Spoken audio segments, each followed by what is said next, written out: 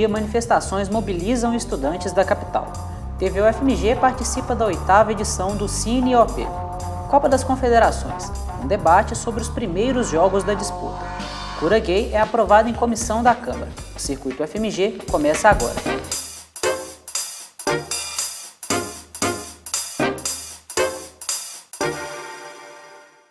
Boa noite. Iniciadas como um protesto pela redução dos preços da passagem de ônibus, as manifestações por diversas cidades do país se tornaram um questionamento muito maior. No dia da estreia de Belo Horizonte na Copa das Confederações, mais de 10.000 pessoas se expressaram contra os investimentos bilionários na disputa e a situação social do Brasil. Jéssica Saliba acompanhou uma das mobilizações realizadas hoje na capital. Quase 6 horas da tarde, os manifestantes, dentre eles vários estudantes, já estão reunidos aqui no Antônio Carlos para dar início às manifestações agendadas para hoje.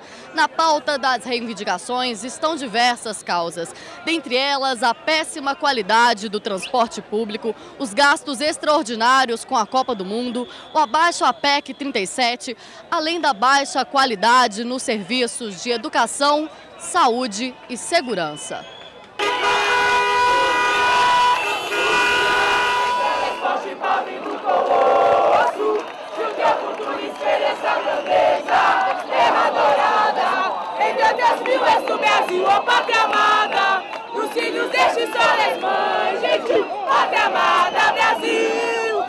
A manifestação de ontem, que também começou de forma pacífica, terminou em confronto com a polícia. Os conflitos começaram na Avenida Antônio Carlos, com tumulto, correria, bomba de efeito moral e tiros com balas de borracha.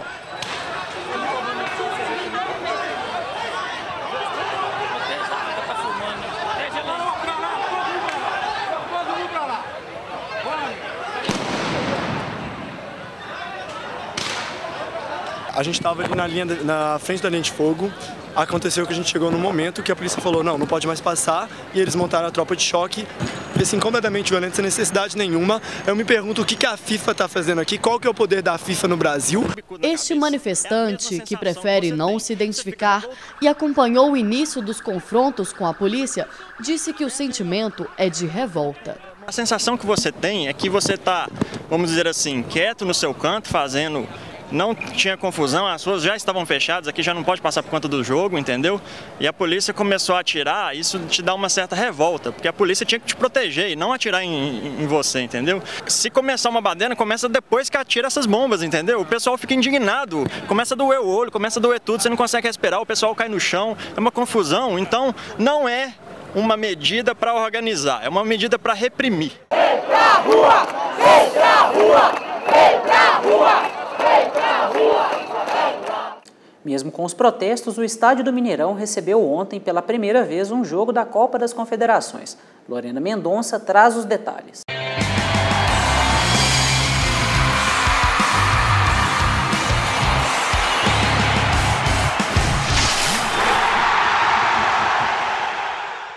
O aquecimento para o jogo entre Nigéria e Tahiti foi marcado por música e dança.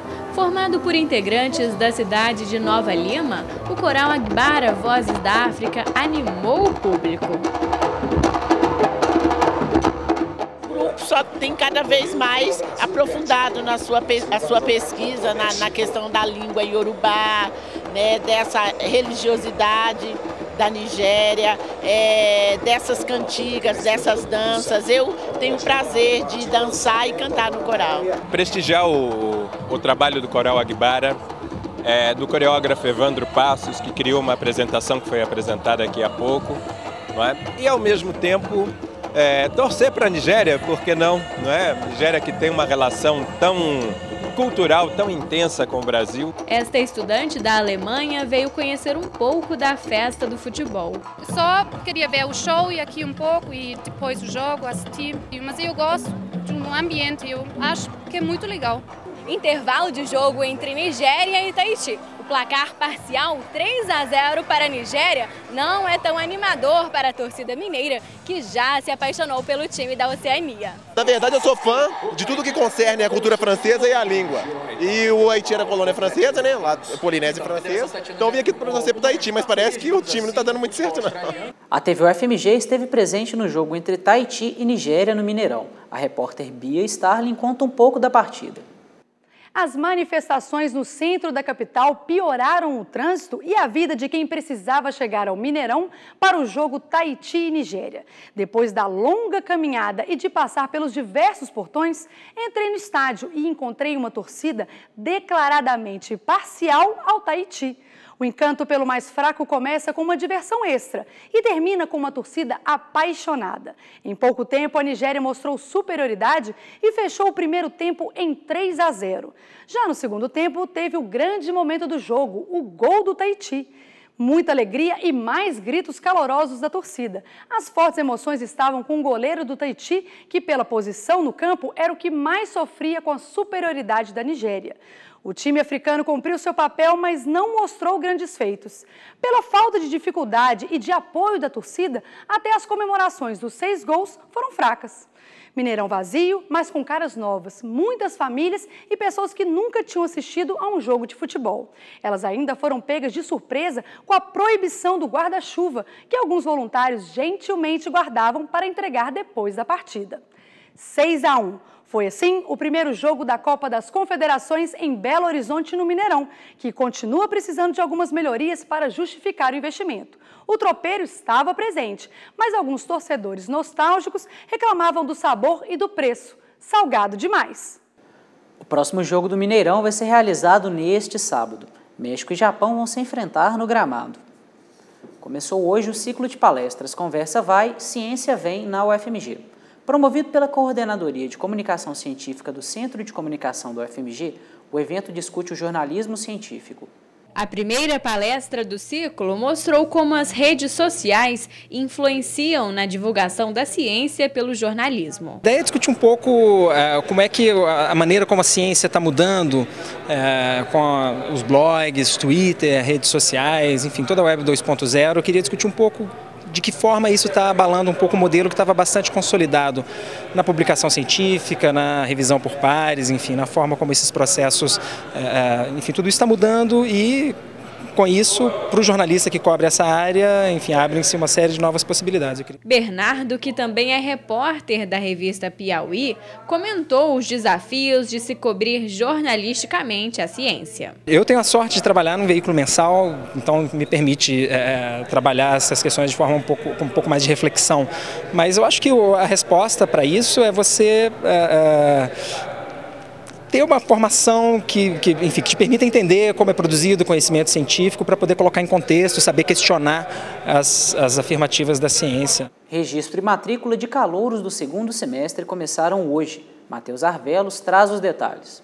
Candidatos aprovados para cursos de graduação na UFMG com entrada no segundo semestre letivo de 2013 realizam de hoje até o dia 21 de junho a matrícula e o registro acadêmico. Esses processos acontecem no Departamento de Registro e Controle Acadêmico, o DRCA, localizado na Unidade Administrativa 3, no campus Pampulha. A lista com a escala de atendimento está disponível no endereço eletrônico www.ufmg.br/DRCA. Para realizar o registro e a matrícula, os aprovados devem apresentar original e cópia do certificado de conclusão e histórico escolar do ensino médio, documento de identidade, documento que comprove a quitação com as obrigações eleitorais, documento que comprove a quitação com as obrigações de serviço militar para o candidato homem maior de 18 anos e o CPF. Também são necessárias 2 fotografias 3x4 recentes e a declaração de que não ocupa vaga em curso de graduação ou em outra instituição pública de ensino superior. Mais informações você encontra no endereço eletrônico do DRCA ou pelo telefone 3409-4588. Matheus Arvelos para o Circuito UFMG.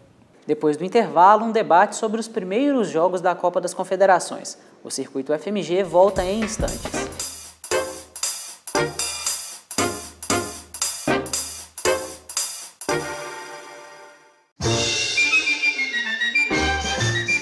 Universidade das Crianças. Quer participar? Então comece a perguntar.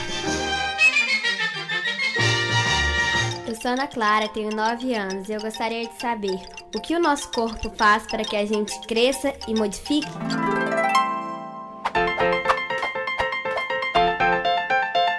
Você sabe que eu também me fiz essa pergunta quando tinha sua idade.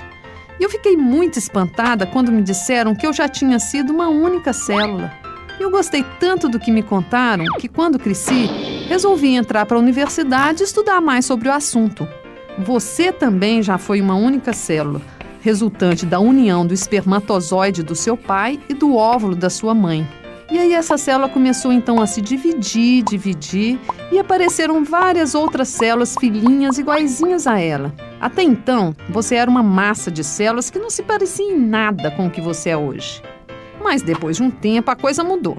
Você ainda estava na barriga da sua mãe e começaram a surgir células muito diferentes umas das outras, como por exemplo os neurônios, que são as células nervosas, as células do sangue, do osso, da pele ou do músculo.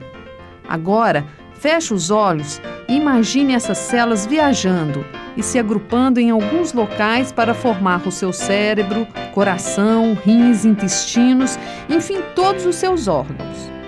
Pronto! Agora você já está prontinho, já pode nascer. Mas essa brincadeira continuou depois do seu nascimento. Células viajando, algumas morrendo e outras se multiplicando. E é isso o que te faz crescer e mudar sempre. Universidade das Crianças, uma produção do Instituto de Ciências Biológicas da UFMG. Apoio CNPq e FAPEMIG.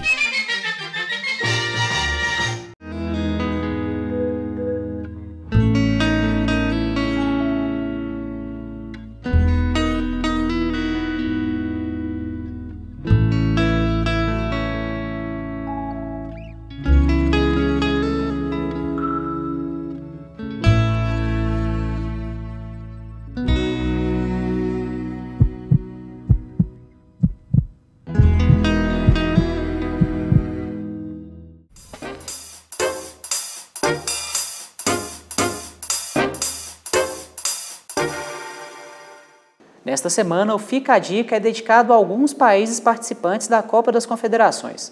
Hoje você vai aprender um pouco mais sobre a Nigéria.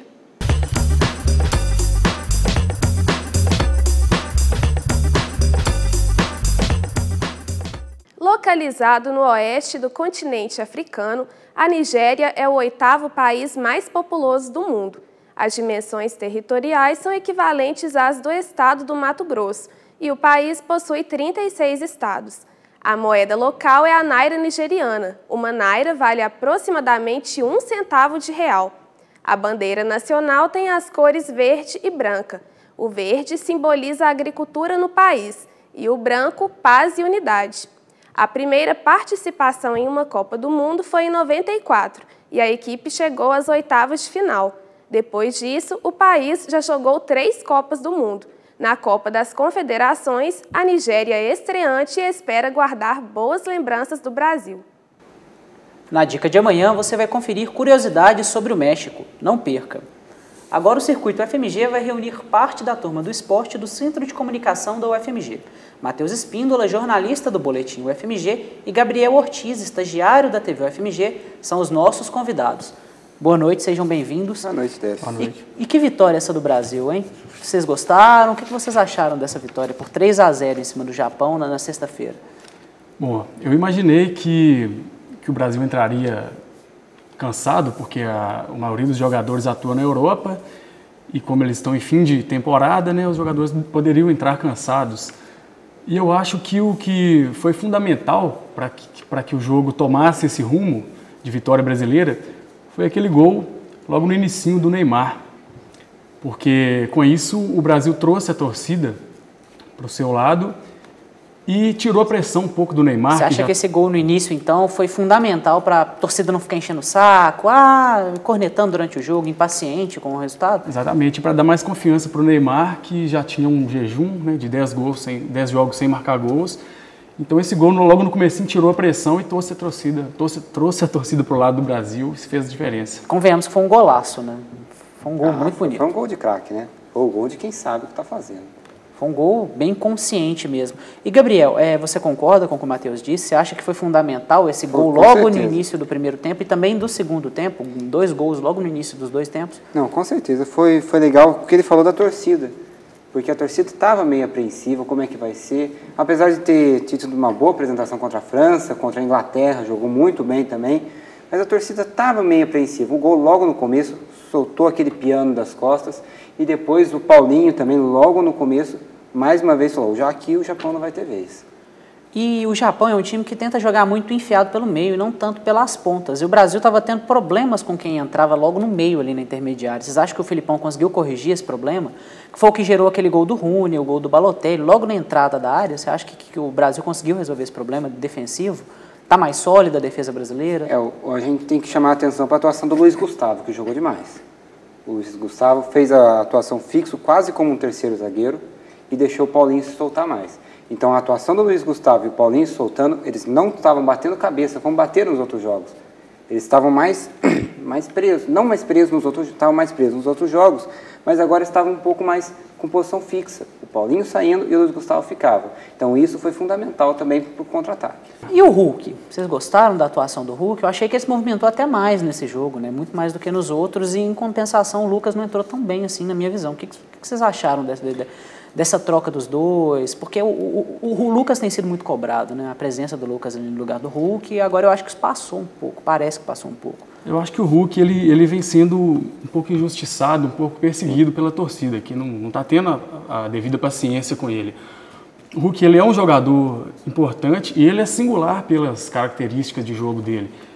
Ele tem aquela jogada crucial que ele traz para o meio e bate de perna esquerda. Ele quase fez o gol, conseguiu acertar dessa tipo vez. De jogada. E ele está com uma função tática muito interessante, né? A gente não tem...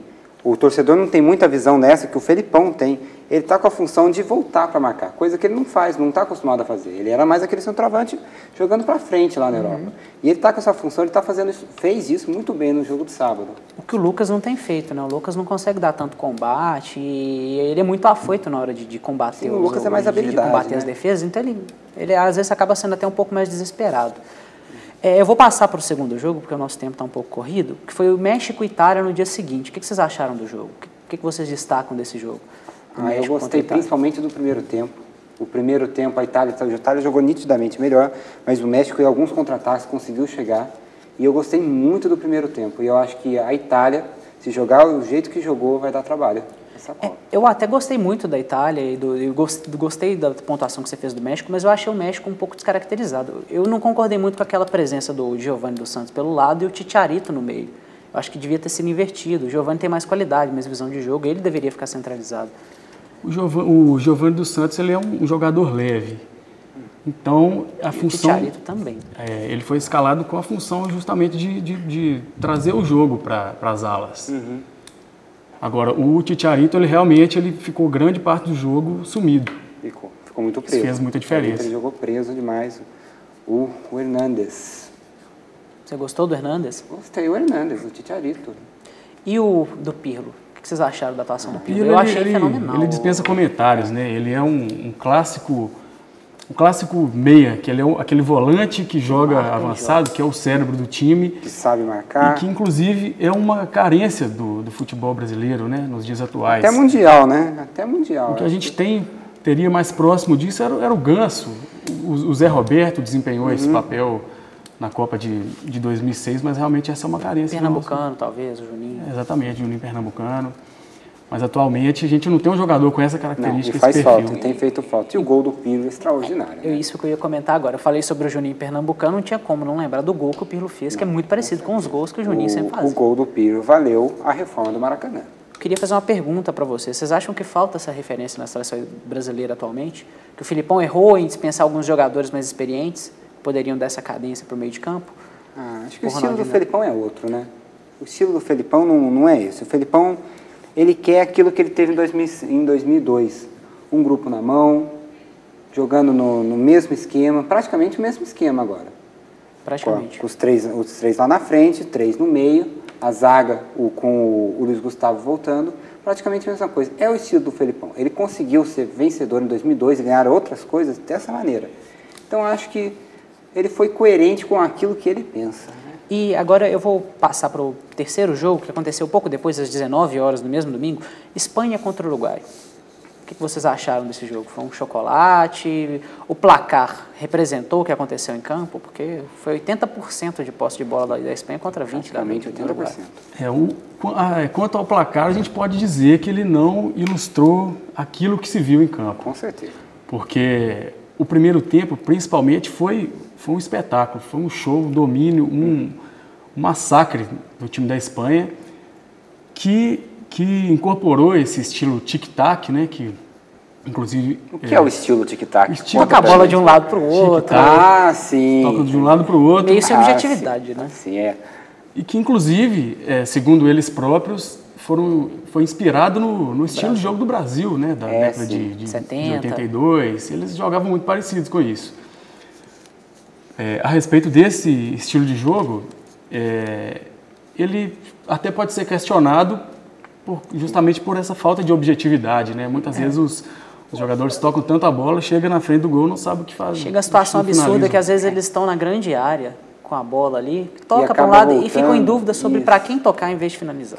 E foi interessante a torcida, porque nos primeiros 5 minutos a torcida vaiou esse toque de bola. Vaiou, não tinha paciência, estava chato. Aí, provavelmente, eles pensaram, se for vaiar cada hora que a Espanha tocar a bola, vai vaiar o jogo todo, né? E no final eles acabaram aplaudindo, porque a Espanha jogou muito bem. Teve uma decepção o Uruguai também, né? Foi, o Uruguai está muito mal. Mais. Teve um outro jogo, o último jogo dessa rodada, que foi Tahiti e Nigéria, que a gente esperava uma situação parecida. A gente não esperava essa situação de domínio total no jogo contra o Uruguai, da Espanha contra o Uruguai, mas esperava no jogo contra a Nigéria. Só que o domínio da Nigéria sobre o Tahiti foi muito menor. Vocês gostaram da atuação da seleção do Tahiti? Acham que ela surpreendeu dentro das limitações que ela já tinha? É uma seleção amadora? Eu acho o seguinte...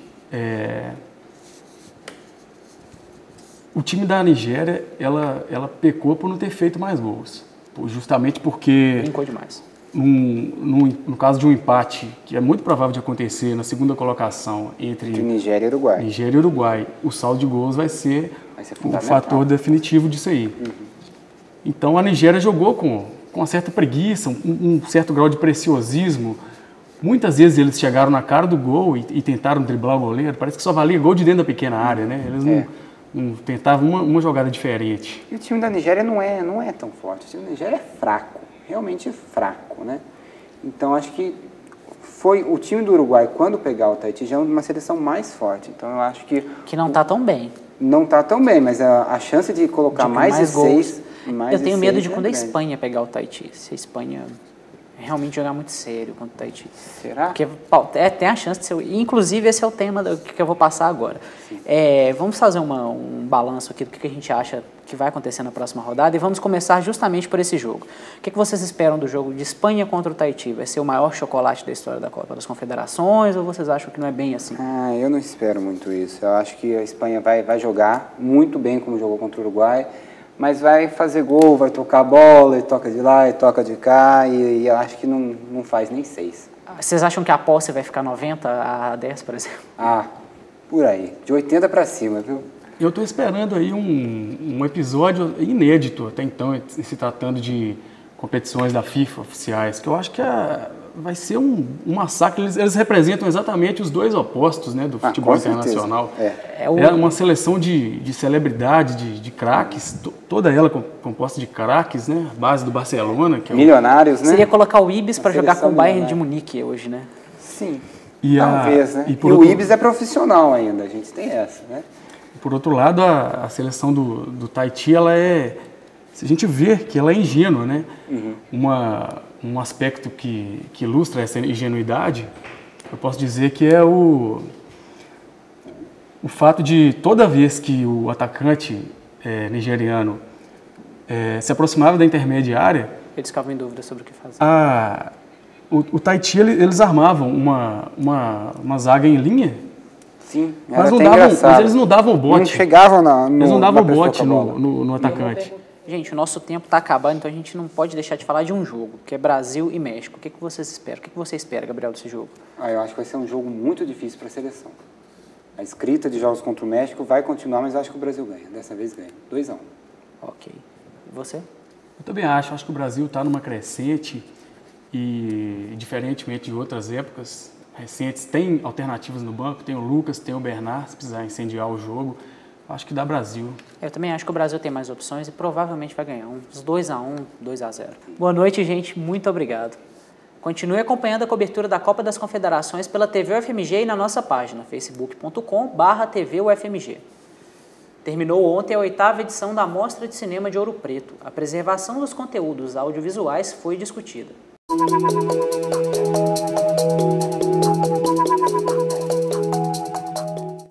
Enquanto a preservação do cinema ficou a cargo de colecionadores, cinematecas e órgãos públicos, o acervo da TV acabou sendo responsabilidade de agentes privados e principalmente das próprias emissoras de televisão. E foram os profissionais dessa área os convidados para debater o tema. A coordenadora de produção e SEDOC da TV UFMG foi uma das convidadas. Eu queria agradecer em nome da UFMG e da TV UFMG, especificadamente. É uma honra estar aqui no meio de vocês que têm acervos tão importantes. O nosso é um acervo pequenininho, mas é muito boa essa oportunidade, tanto para dar visibilidade para o nosso trabalho, para as coisas que a gente faz dentro da universidade, quanto para realmente promover essa troca de experiências. E que acontece em todo o acervo é reflexo da modernidade mesmo. A gente tem uma dinâmica de transformações, principalmente na comunicação, muito grande. O acervo jornalístico, ele tem uma característica de ser muito... Ele tem uma relação espaço-temporal muito importante, né? A gente capta aqueles acontecimentos, aqueles fatos, e ele tem essa peculiaridade, então ele está totalmente em transformação. O seminário contou ainda com a participação da gerente de acervo e conhecimento da TV Brasil, Laci Varela Barca, do gerente do Centro de Documentação e Memória da Fundação Padre Anchieta, Téder Moraes, e da coordenadora geral de difusão e negociação em direitos autorais do Ministério da Cultura, Francimária Bergamo, que lembrou a importância de uma revisão na Lei de Direitos Autorais. A comunidade precisa ter acesso a esse patrimônio, porque também é um direito constitucional o acesso à cultura, à educação, ao conhecimento. Da mesma forma que o direito autoral está previsto lá na Constituição, né, como cabe ao autor, o direito de explorar economicamente sua obra, também na Constituição me diz que a propriedade tem que atender à sua função social. Cura gay é aprovada em comissão da Câmara. Aprovado nesta terça-feira pela Comissão dos Direitos Humanos, o projeto de lei que determina o fim da proibição de tratamentos para a reversão da homossexualidade. A decisão é resultado de uma sessão presidida pelo deputado Marcos Feliciano, que depois de muitos adiamentos causados por protestos e manobras parlamentares contrárias ao projeto, conseguiu a aprovação.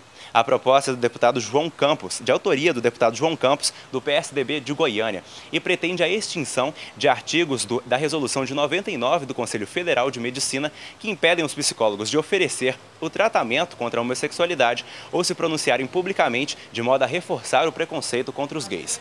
A proposta ainda precisa passar por 2 comissões na Câmara dos Deputados e uma no Senado para realmente passar a valer. Vitor Lambertucci para o Circuito UFMG. Nesta quarta-feira, o seminário Transparência na Copa 2014, Como está esse jogo?, vai ser realizado na UFMG. O evento é realizado pelo Comitê Jogos Limpos dentro e fora dos estádios, em parceria com o Centro de Convergências de Novas Mídias da UFMG. Outras informações no site ufmg.br. O Circuito UFMG de hoje termina agora. Obrigado pela companhia e até amanhã.